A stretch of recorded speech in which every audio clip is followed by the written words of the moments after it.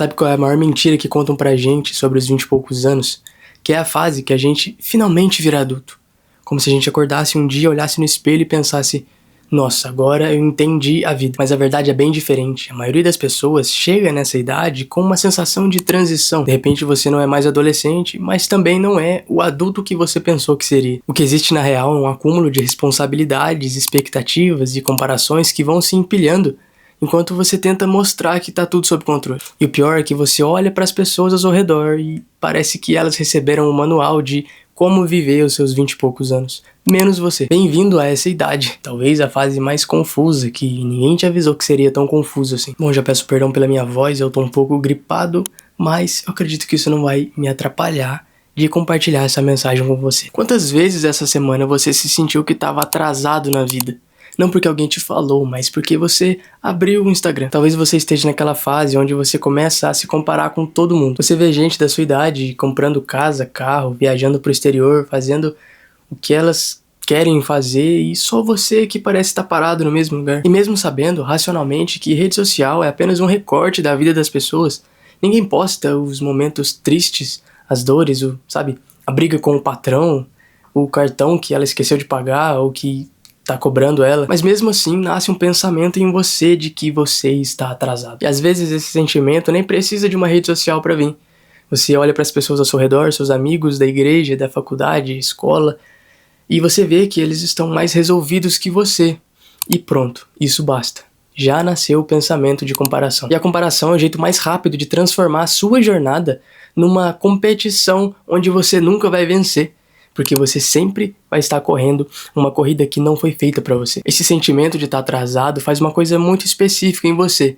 Ele te coloca num tribunal. E adivinha quem é o juiz, o promotor e a testemunha de acusação simultaneamente, ao mesmo tempo, você. E você começa a revisitar o passado como se estivesse buscando erros num relatório antigo, sabe? Aqueles armários de escola antigamente, eu não sei se hoje em dia ainda é assim, onde lá tem vários documentos de um mesmo aluno. E aí vem as perguntas na sua mente. E se eu tivesse estudado mais? E se eu tivesse começado a trabalhar antes? E se eu tivesse perdido menos tempo da minha vida com bobeira? A sensação que fica é que você desperdiçou oportunidades irreversíveis. Que você podia estar em outro lugar agora se você tivesse feito escolhas diferentes lá atrás. É natural a gente pensar coisas assim, mas existe uma armadilha gigante nisso, que é a gente julgar o nosso passado com a mentalidade de hoje. Porque você tá cobrando de um adolescente a sabedoria que só veio por causa dos erros que esse adolescente cometeu. Não falando da infância, porque a infância, cara, tem que ser vivida. A infância é infância, não tem como a gente querer trabalhar, fazer muitas coisas absurdas, não vai dar certo. Agora, a adolescência por si só já é confusa. Eu falo isso também por experiência própria.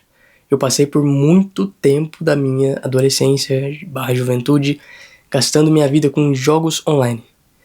Falando mais específico, Clash Royale e Clash of Clans. Acho que você conhece esses jogos. Perdi muito tempo da minha adolescência. Horas, dias, nossa.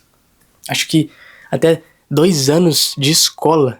Eu só fazia o básico lá porque eu ia pra escola, só pensava em ficar desenhando coisas sobre o jogo, criar estratégia e tudo mais, para que eu chegasse em casa e jogasse escondido da minha mãe. Eu lembro uma vez que ela me deu um tablet e eu tava jogando tanto que ela tirou de mim, escondeu.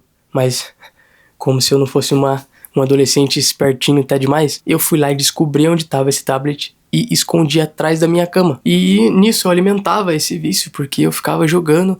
Toda vez que eu chegava da escola, eu já deixava o tablet carregando. E, cara, era só chegar e alimentar o vício. Na época parecia bem inofensivo, mas hoje eu vejo o quanto isso moldou os meus hábitos.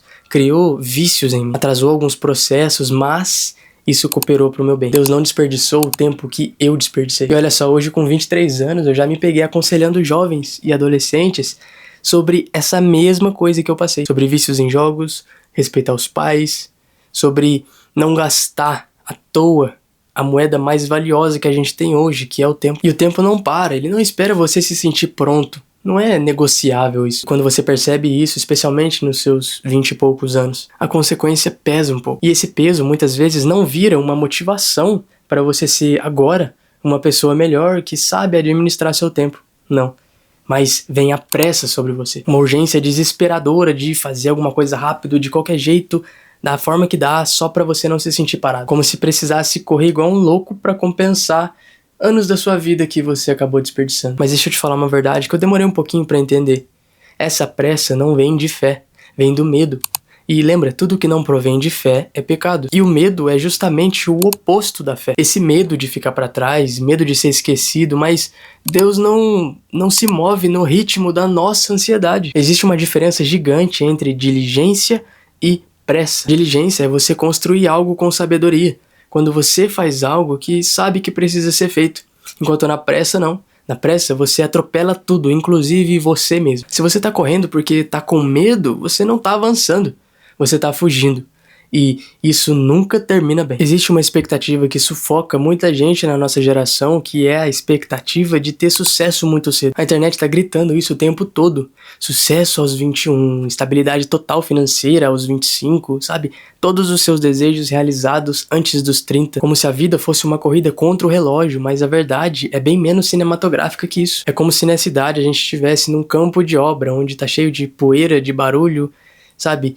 Tem que colocar um tijolinho ali, mas tem que tirar porque a coluna foi feita um pouco torta. Existe muito erro de cálculo, muito retrabalho e ninguém, eu disse ninguém, constrói algo sólido sem passar por esse processo de construção, sem essa bagunça no começo. O problema é que a gente compara a nossa obra que está em construção com a casa de alguém que já está toda pronta e cheia de decoração. A gente olha pro nosso chão ainda cheio de entulho e acha que a gente tá fazendo alguma coisa errada. Meu amigo, se você se encaixa nisso, por favor, entenda que você não tá atrasado.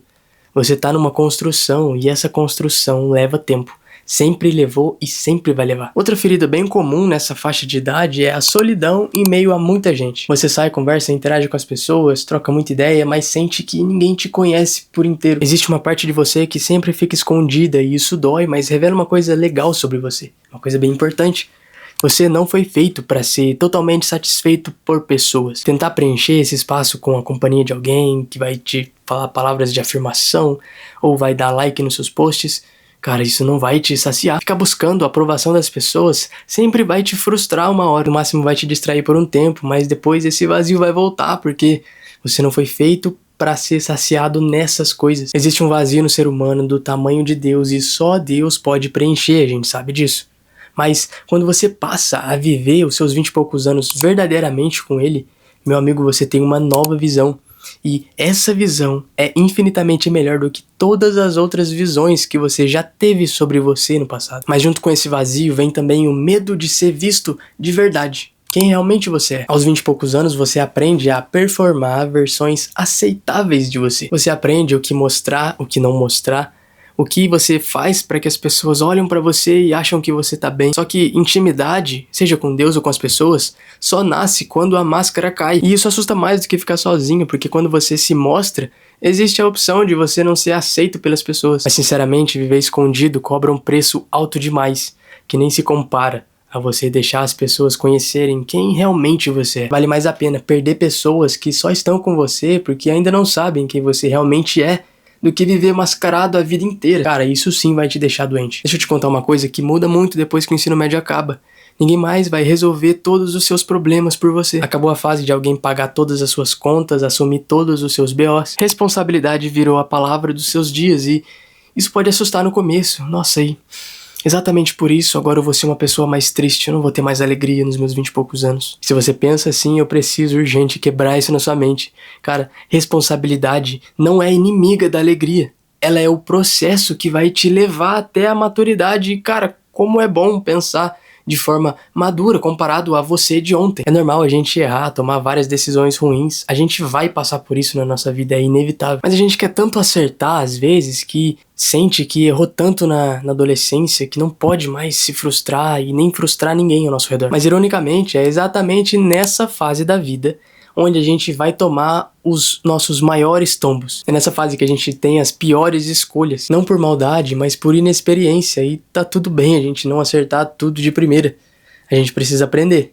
E sabemos que não tem como a gente aprender uma coisa sem a gente ter errado nela antes. Existe um versículo que muita gente cita rápido demais, sem mastigar, que é aquele que diz que todas as coisas cooperam para o bem daqueles que amam a Deus e daqueles que são chamados segundo o seu propósito. Percebe? Todas as coisas, não são só algumas, não são só as partes bonitas da nossa vida, são todas as coisas. Isso inclui fases que você olhando agora, você pensa que não faria de novo, mas, como eu falei, Deus não desperdiça o tempo que a gente desperdiçou ou acredita que desperdiçou. O problema muitas vezes é que a gente quer entender o plano completo antes do tempo e isso gera em nós ansiedade. A gente quer ver o mapa inteiro, tudo pronto pra gente saber quais passos eu vou trilhar sem eu precisar depositar toda a minha vida em Deus, toda a minha confiança nele. Quando Deus não mostra, a gente entra em pânico, mas ele não deve para nós uma explicação da nossa vida. Ele nos dá a oportunidade de confiar nele, confiar de que a vontade dele é boa, agradável e perfeita para nós. Sabe? À medida que a gente cuida das coisas dele,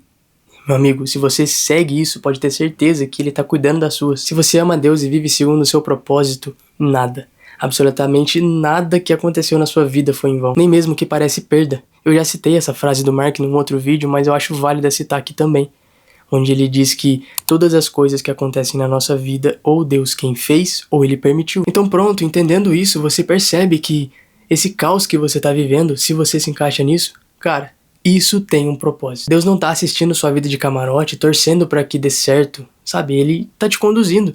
E se ele tá permitindo tal coisa acontecer na sua vida, é porque ele já sabe como usar isso pro seu bem. Há tempo para todo o propósito debaixo do céu. E isso não é uma frase para consolar a gente que se sente atrasada. Isso é uma verdade estrutural da nossa vida, uma verdade bíblica de Deus para nós. Existe um tempo certo para cada coisa e tentar fazer algo fora desse tempo sempre vai nos gerar uma frustração. A idealização de uma vida perfeita, sem processo, sem dor, sem sofrimento, sem lágrimas, essa idealização vai roubar a alegria dos seus dias. Você não foi chamado para viver uma versão editada da sua vida.